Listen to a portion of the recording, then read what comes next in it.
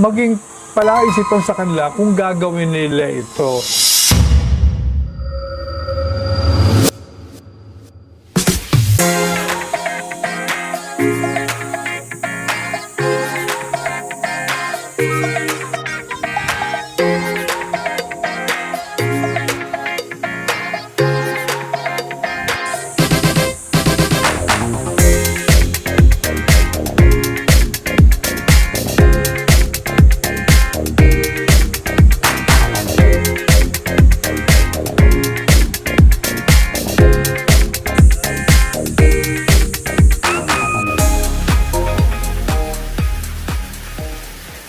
Magandang hapon mga growers.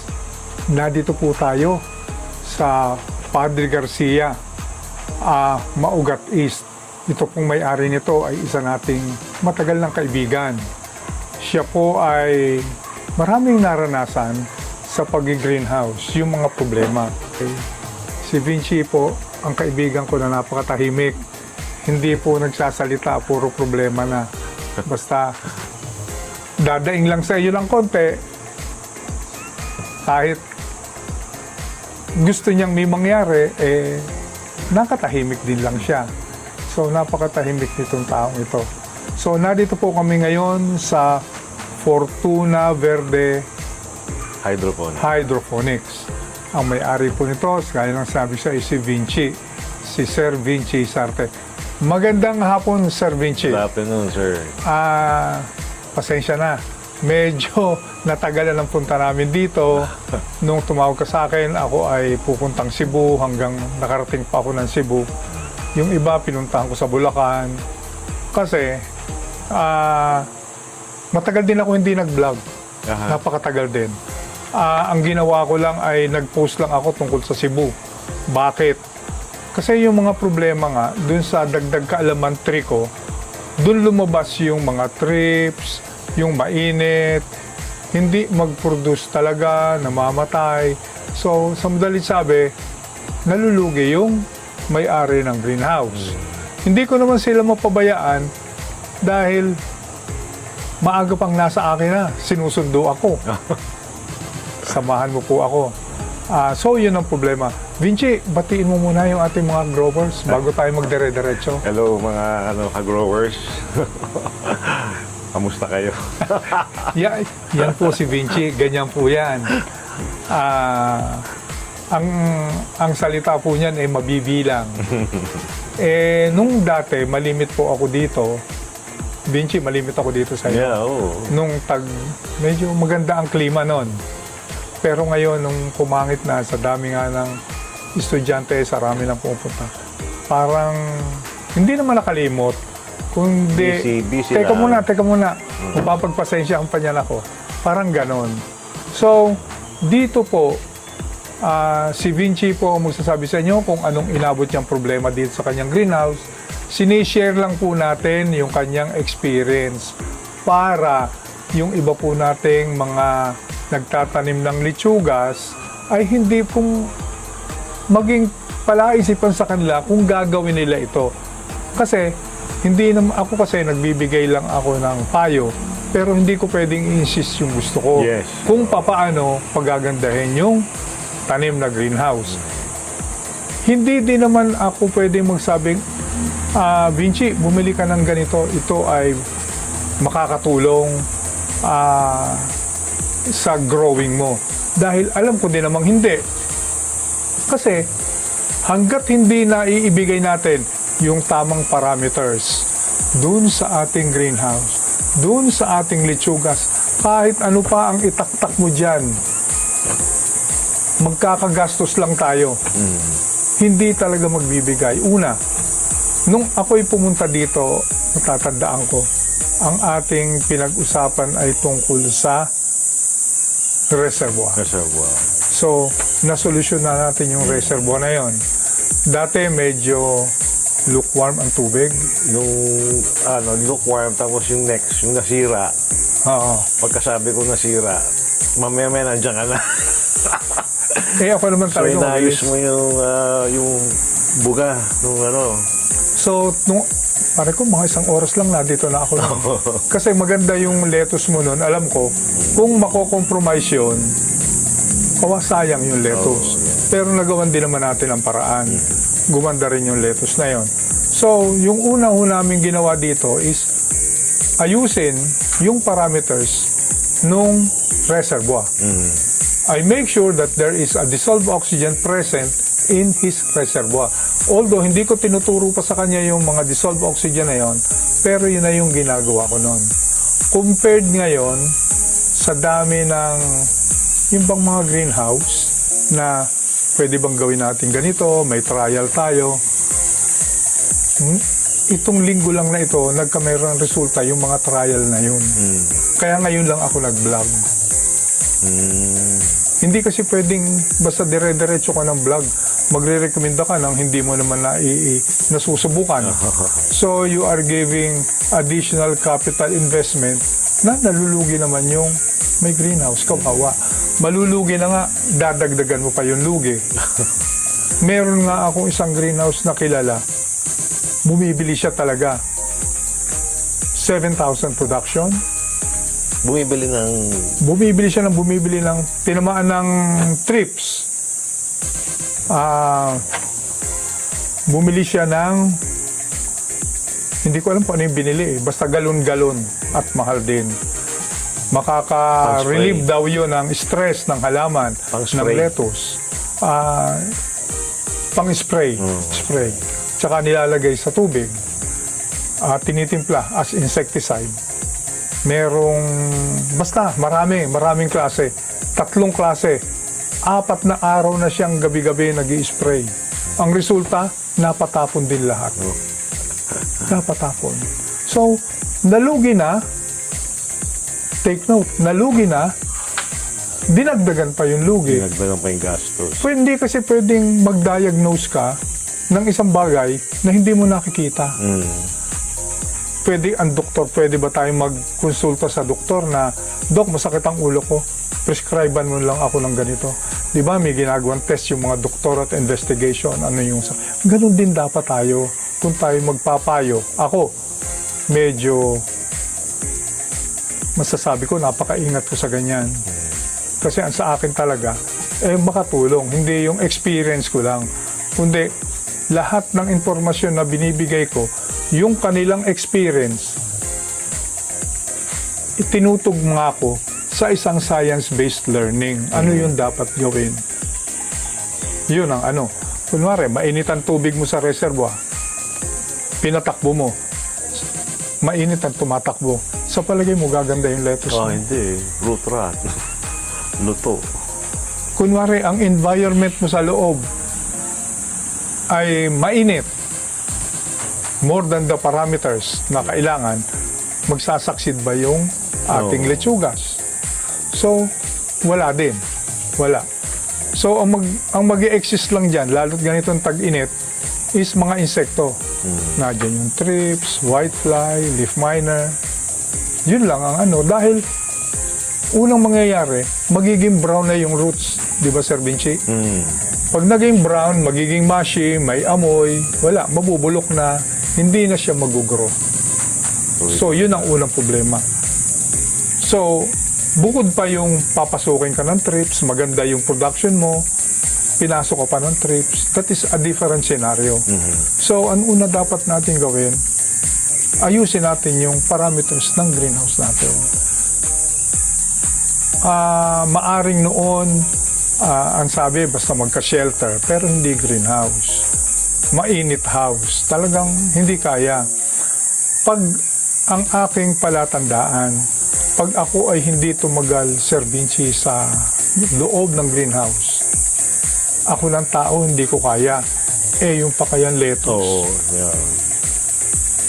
Yun po yung sukatan namin na may problema yung greenhouse. So, aayusin namin yung greenhouse. Ano pa yung parameters noon? Pag naayos namin, ano ba yung dapat ilagay? Hanggang maitama, hanggang makapag-production. Tulad dan sa iyo, sir, ang ganda-ganda ng greenhouse mo, nang ihinaya nga ako. nung mag-usap tayo nun, ang ganda-ganda ng output mo. Ay, oo nga eh. Tapos biglang uminit na ganito. So wala tayong magawa. So ang gagawin po natin mga growers, hihingi lang po ako ng kapahintulutan sa ating kaibigan na mapasyalan yung kanyang production na natitira doon. Ano ba ang nangyari? Para ito po ay makapagbukas isip din sa inyo kung ano po ang gagawin ninyo dun sa inyong greenhouse para itama at magkameron ng magandang production. So, pupunta po kami doon, papasyalan po natin. Medyo mainit po, pero pipilitin po natin na tayo ay makapagpakita ng mga ehemplo na magagamit natin sa ating cultivation. So, tara po, let's go to the greenhouse. Punta na po tayo sa greenhouse ni Sir Vinci. Pakikita po ko po sa inyo kung ano po ang mga nangyari sa loob ng greenhouse. When it comes to greenhouse, napakaganda po ng structure ni Sir Vinci. May mga fans, may lahat, kumpleto din po. Pero bakit hindi siya magtagumpay pag tag-init? Pag tag-ulan, napakaganda po ng production niya. Tara po, pasok po tayo.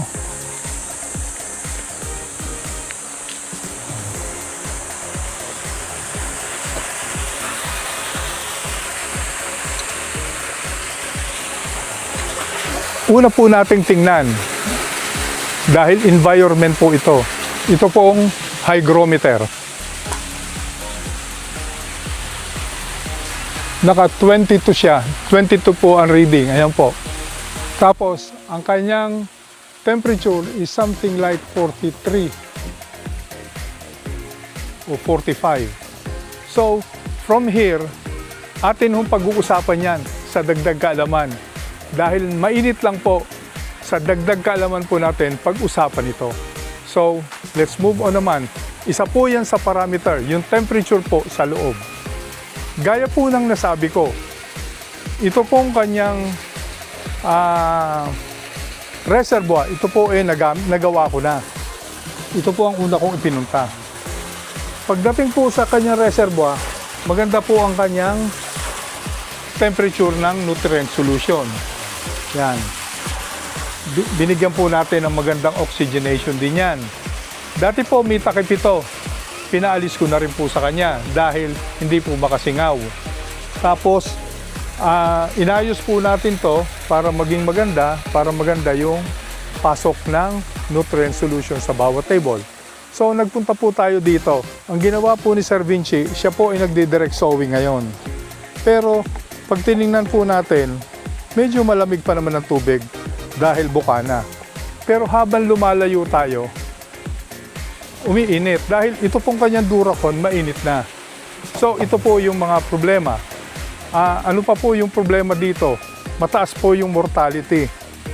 Hindi po ako nagkakameron sa Olmete ng ganito kadaming mortality. So ang ginagamit po niya, net caps. Nagpo-progress naman siya, pero hindi po siya makabilis ng tubo. Ito po yung kanyang mga natitira. Masdan po natin.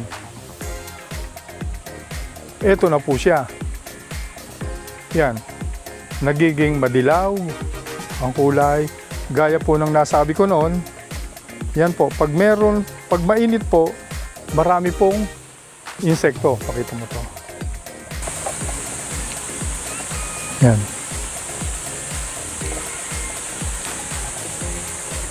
Yan po mga lumilipad na yan, whitefly.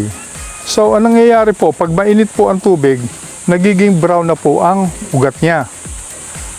Hanggang kung ano po yung matuyo na ugat, magmashi, masisira na po ito. Yan, natutuyo na rin siya. So, ganyan po ang nangyayari. So, ito po ay dahil po sa mainit ang Duracon, ang kanyang pipe, kahit gaano kalamig ho yung tubig, pagdating ho dito sa part na to, nagiging na po siyang lukewarm ang tubig. Kaya kung papansinin po natin, dito sa naiinitan, talagang hindi po kaya mag-survive.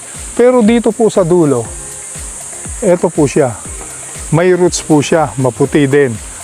Buhay po ang kanyang lettuce. Yan, lahat po siya na nasa tabi. Buhay po siya dahil malamig.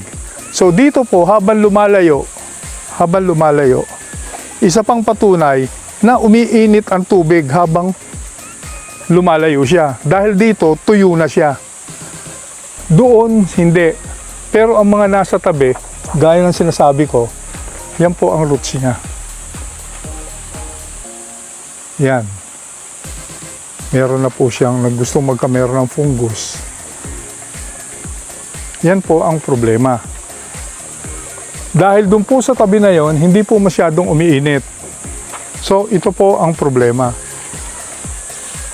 ng kanyang mga tanim ngayon. So, hindi siya makatanim. Malaki ang capacity, 4,000. Hindi po makatanim dahil sa init. Meron lang po mga babaguhin dito. Kaya pong iayos to. Atin pong pag-uusapan yan sa dagdag kaalaman din. Itama po natin ang ating parameter sa loob ng greenhouse. Pag naitama po natin yan, magbibigay ng tamang temperature sa loob ang ating hygrometer. Pero ngayon, wala po ako masabi. 45-46 degrees. Ganito kababa. Pero may paraan din po yan. Tingnan niyo po ang nets.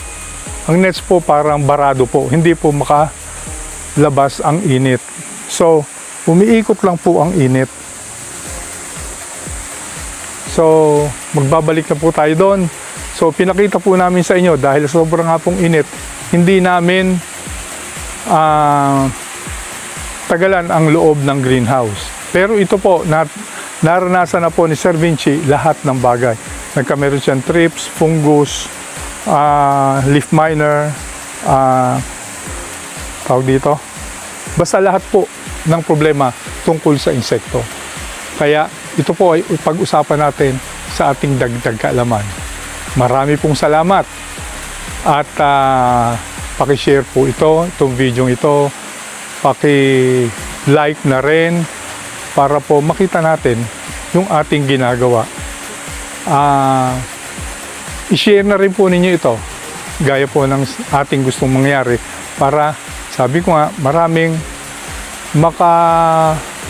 matuto o mapag-isipan kung ganito din ang nangyayari para sila ay merong gawing action sa kanilang greenhouse.